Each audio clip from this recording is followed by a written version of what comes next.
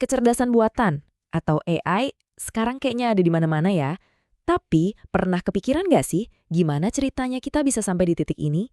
Ini tuh bukan cuma cerita soal teknologi loh. Ini adalah kisah tentang sebuah impian besar. Impian buat bikin mesin yang bisa mikir. Dan gimana impian itu sekarang bener-bener lagi mengubah dunia kita. Nah, semuanya itu dimulai dari sini. Dari satu pertanyaan yang kelihatannya simpel, tapi dampaknya mengguncang banget fondasi pemikiran kita. Pertanyaannya adalah, bisakah mesin berpikir? Cuma itu. Tapi pertanyaan inilah yang jadi pemicu imajinasi para ilmuwan, filsuf, dan para visioner selama hampir 100 tahun. Jadi, kalau kita mau ngerti masa depan AI, kita harus mundur dulu, lihat ke akarnya. Yuk kita telusuri babak pertama dari cerita ini, masa-masa di mana AI itu masih sebatas mimpi, sebuah visi yang radikal banget di kepala para pemikir hebat zaman dulu. Coba bayangin ya, sekarang kita ada di tahun 1950. Komputer itu ukurannya masih segede ruangan, dan internet, belum ada yang kepikiran sama sekali. Tapi, di tengah-tengah itu semua, ada seorang jenius namanya Alan Turing yang udah ngeramal sebuah momen di masa depan. Momen di mana kita nggak akan bisa bedain lagi, kita ini lagi ngobrol sama manusia atau sama mesin. Visi inilah yang kita kenal sebagai Turing Test, dan ini yang jadi semacam bintang penunjuk arah buat seluruh bidang AI. Tapi visi Turing ini nggak sendirian loh. Di tahun 50-an itu ada juga perintis lain kayak Norbert Wiener yang meletakkan dasar-dasar teorinya. Terus puncaknya datang di tahun 1956 di sebuah konferensi legendaris, konferensi Dartmouth. Nah, di sanalah istilah kecerdasan buatan atau artificial intelligence itu resmi lahir. Sejak saat itu, momentumnya nggak berhenti. Muncul sistem-sistem kayak Dendral yang nunjukin kalau ini semua bukan lagi teori doang. Mesin beneran bisa punya keahlian setara pakar manusia. Oke, jadi impian itu pelan-pelan jadi kenyataan. Tapi, apa sih sebenarnya mesin berpikir itu? Kedengarannya kan rumit banget. Tapi tenang dulu. Di balik semua kerumitannya, AI itu sebenarnya bisa kita bedah jadi 3 bagian inti aja yang saling bekerja sama.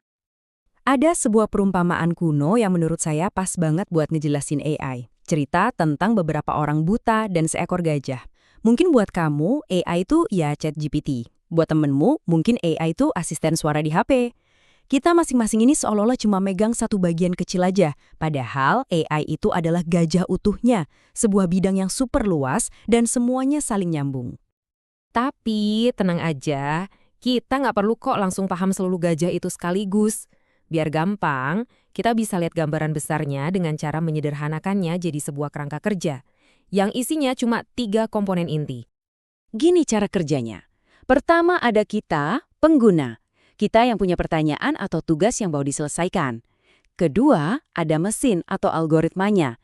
Inilah otaknya, yang bakal mikir dan memproses semuanya. Tapi yang paling penting nih adalah bagian ketiga, data pelatihan. Anggap aja data ini kayak bensinnya atau perpustakaan raksasa yang jadi bahan bacaan si mesin. Tanpa data yang super banyak, mesin AI itu ya cuma mesin kosong, nggak bisa apa-apa.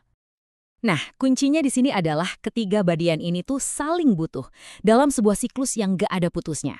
Contohnya gampang, kamu minta rekomendasi lagu. Mesinnya langsung kerja, menganalisis data dari jutaan pendengar lain, terus ngasih hasil yang pas buat kamu.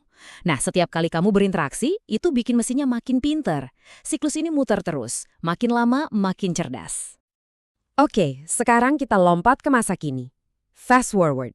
Karena apa yang terjadi berikutnya itu bukan lagi evolusi pelan-pelan, tapi sebuah ledakan. Boom!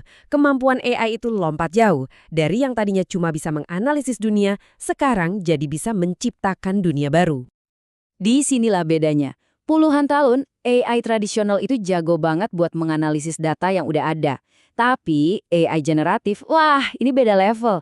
Dia bukan cuma bisa baca esai, tapi bisa nulis esai sendiri.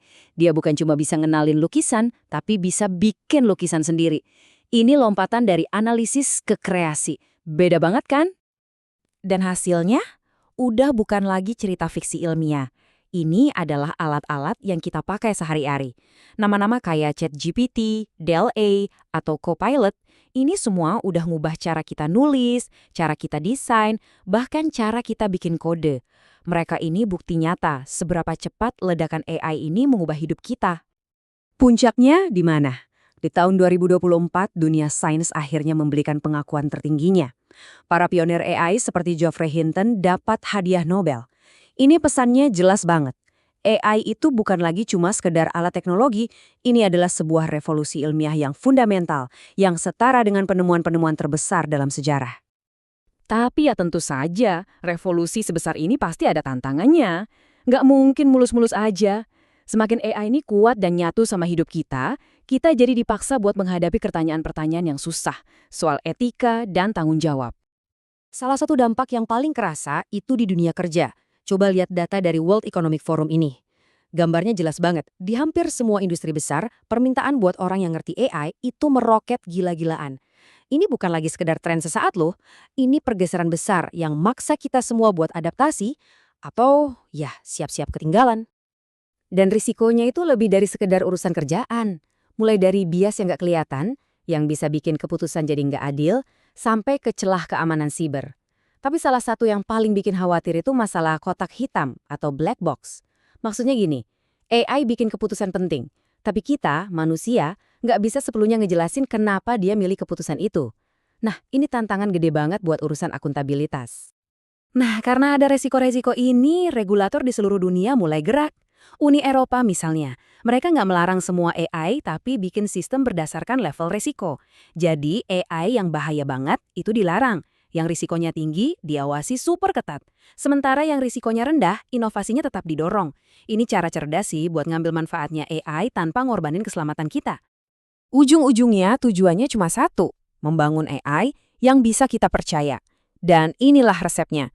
Prinsip-prinsip kayak keadilan, transparansi, dan akuntabilitas itu jadi standar emasnya di seluruh dunia. Dan yang paling-paling penting, harus selalu ada pengawasan manusia.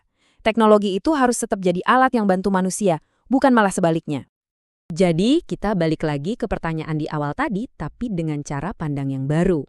Kalau AI itu ibarat cermin, yang belajar dari data kita, dari bias-bias kita, dari harapan-harapan kita, maka AI itu sebenarnya mencerminkan siapa diri kita.